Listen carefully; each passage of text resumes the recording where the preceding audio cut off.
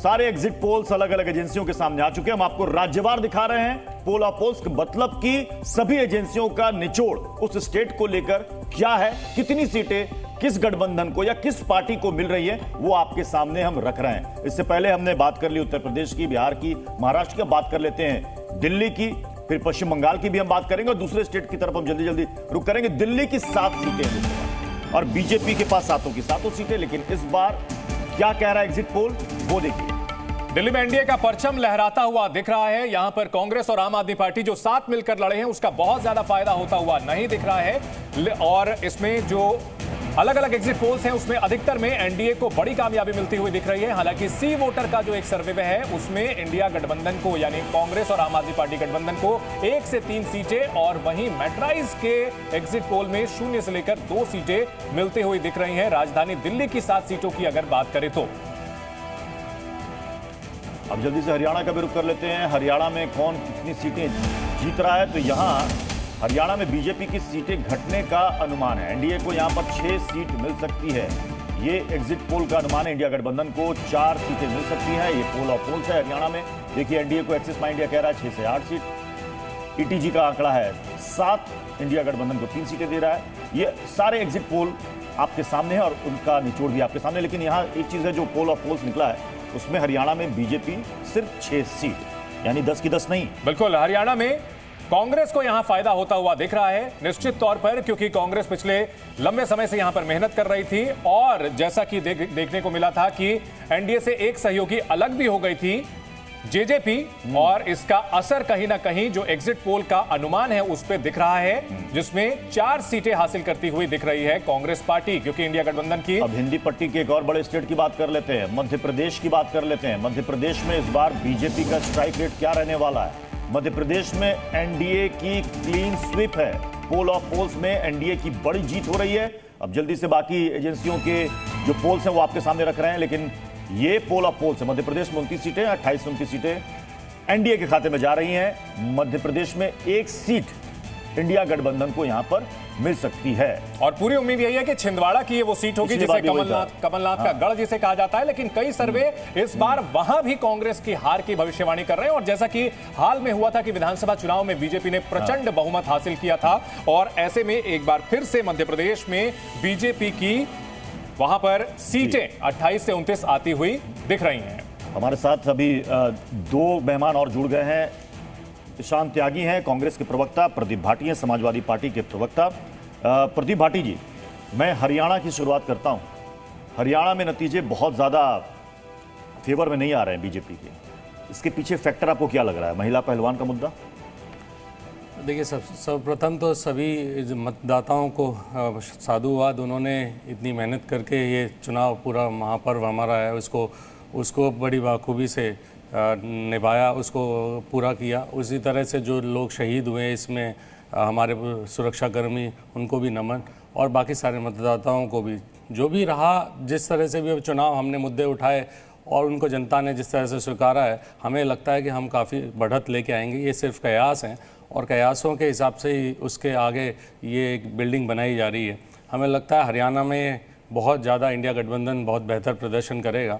हो सकता है थोड़ा बहुत जो आप नतीजे दिखा रहे हैं उनके आसपास से वो असली जो हकीकत होगी वो काफ़ी दूर रहेगी, और हम बहुत बेहतर तरीके से इंडिया गठबंधन पूरे देश में सत्ता में आने के पास है और सत्ता में आएगा भी। शिवम त्यागी, जो स्टूडेंट अक्सर अच्छे मार्क्स लाता है, 98-99% लाता है, उसके 95% भी आते हैं तो पेरेंट्स सवाल उठाते हैं। हरियाणा में कहीं ना कहीं यही सिचुएशन होती हुई दिख रही है आप लोगों की? नहीं, बिल्कुल ऐसा नहीं है, और हम 95% ला भी नहीं रहे हैं। इस देश के जितने भी न्यूज़ चैनल्स हैं, अगर हम उनके सर्वे देखें तो मेजॉरिटी में सब, अगर एवरेज भी लगा कर देखें तो 370-380 के आसपास जा रहे हैं। हमें पूरा विश्वास है कि हम 400 लेकर आ रहे हैं।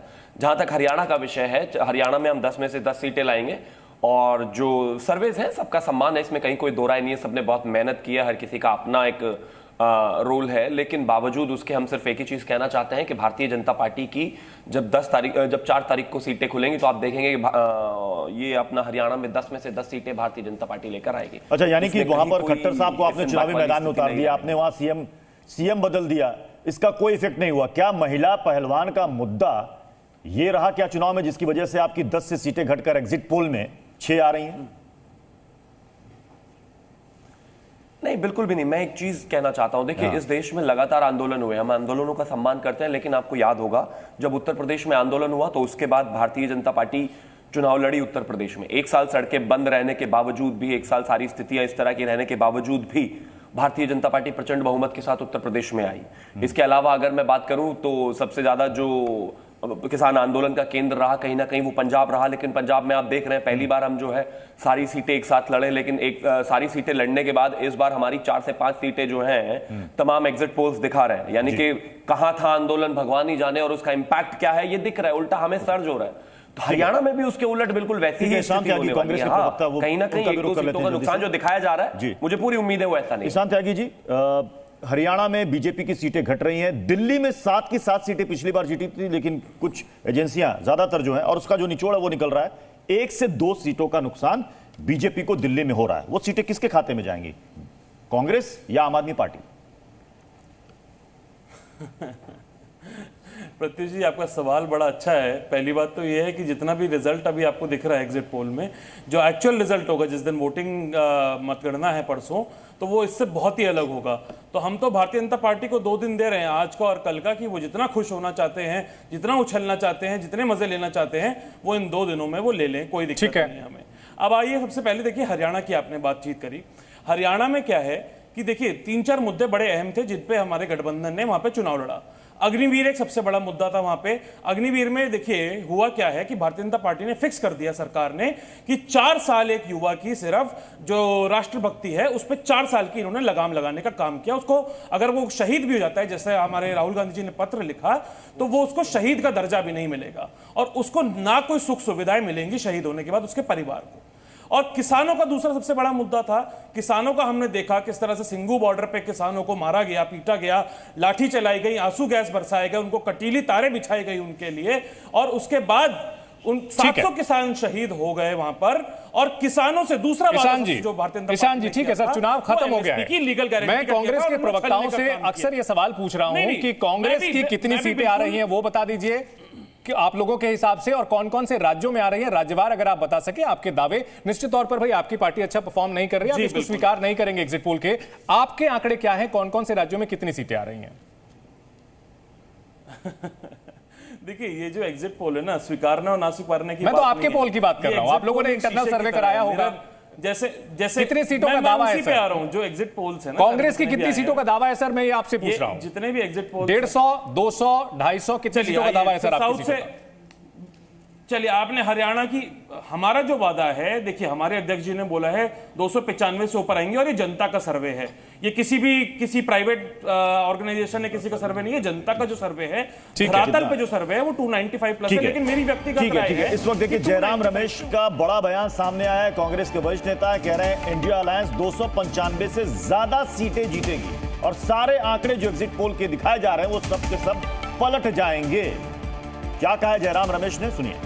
क्योंकि जिस व्यक्ति का 4 जून को जाना अभी तय हो गया है, उन्होंने ही ये सब साजिश रचाई है, ये एग्जिट पोल मैनेज किया है, और ये जो आंकड़े हैं और जो वास्तविक परिणाम आने वाले हैं 4 तारीख को, ये ज़मीन आसमान का फ़र्क होगा। ये सब एक मनोवैज्ञानिक खेल है हमारा हौसला कमज़ोर करने के लिए।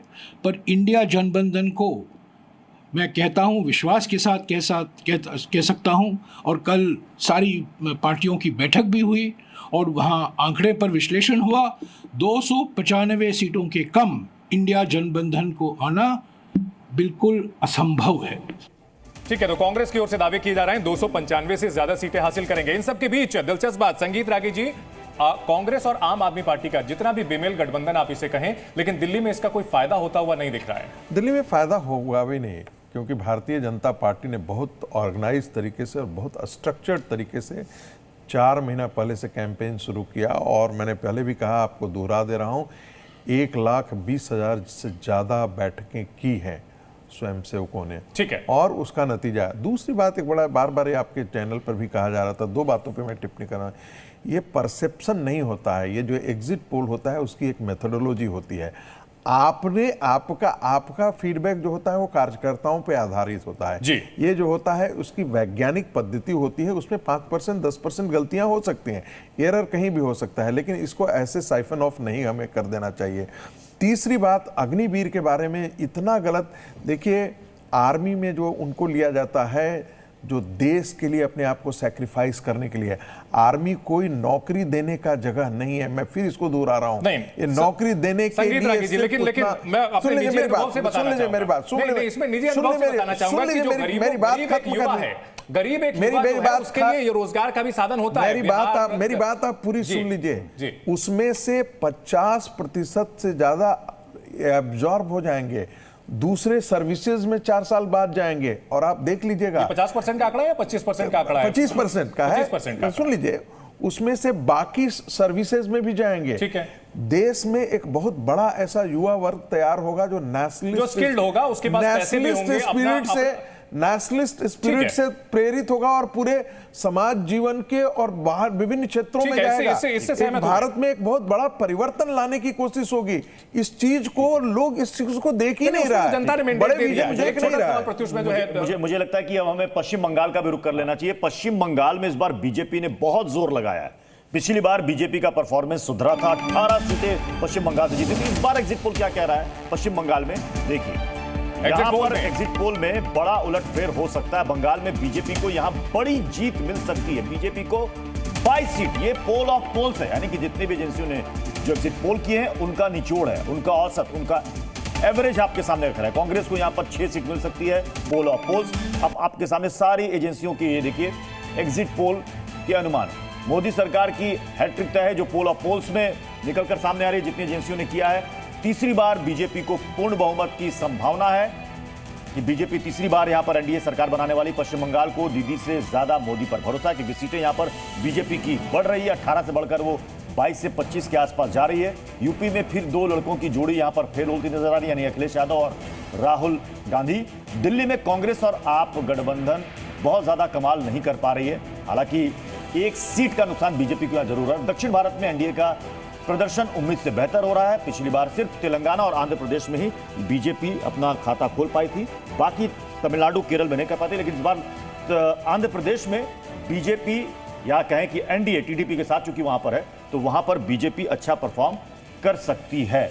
आरती टिक्कू जी, पश्चिम बंगाल की जरा हम बात कर लेते हैं। बीजेपी का स्ट्राइक रेट वहां पर बढ़ेगा आपको लग रहा है?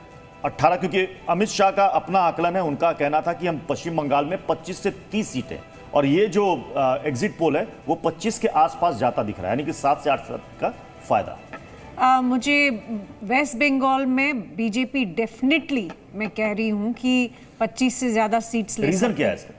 रीज़न बहुत सारे हैं। सबसे बड़ी बात, अगर असेंबली इलेक्शन में भी हम देखें तो हमने देखा कि बीजेपी की परफॉर्मेंस, वोट शेयर बहुत ज़्यादा था, और एक जो वैक्यूम इनफैक्ट लेफ्ट की वजह से भी क्रिएट हुआ वेस्ट बंगाल में, वो स्पेस भी बीजेपी ने ऑक्यूपाई की। जो ममता के खिलाफ वाला जो एक सेगमेंट है उसको भी लिया।